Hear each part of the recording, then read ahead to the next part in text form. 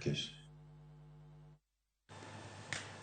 Jopuonjre moheo gana achiel mawuok e gwenge ma imbo mar Kenya koro nyalo buonjo tok yudo sir mar omenda ma chwalo somo e skunde ma secondary kowuok e riwruok mar Jomo Kenyatta Foundation ka giloso e kinde nyasi mar yango omendago mane obagi e mbalariany ma Masinde Muliro kod skund primar ma Mbale.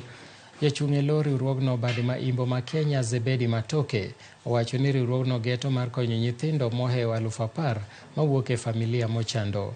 Jonyuolgo nopuoyo riwruogno kuom kony ma gichwalo ne nyithindo e skunde e kindeni ma ngima tek ka gikwayo riwruogno mondo omed kwan jopuonjre ma gisiro e yor somo.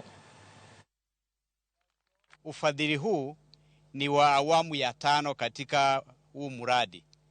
Kwa hivyo wanafunzi wamefadhiliwa kwa miaka 4, hao tunawachukua ni wa mwaka wa 5.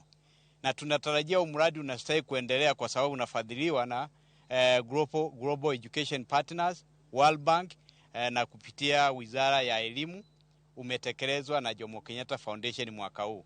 Nchini Kenya tunafanya takribani wanafunzi 11,000. Kwa hivyo ningependa kusema kwamba Kakamega County tuko na nafasi kubwa. Sisi ndio nambari 2 baada ya Nairobi kwa zile nafasi ambazo zimetengwa. Kwa hivyo wanafunzi watafaidi, watafanyiwa shopping, watalipiwa tuition fee, watapatiwa pia uniform. Tunalenga kuhakikisha ya kwamba wanafunzi wote wameweza kuendelea na masomo yao katika mpango wa serikali wa masomo ya bure na ya lazima.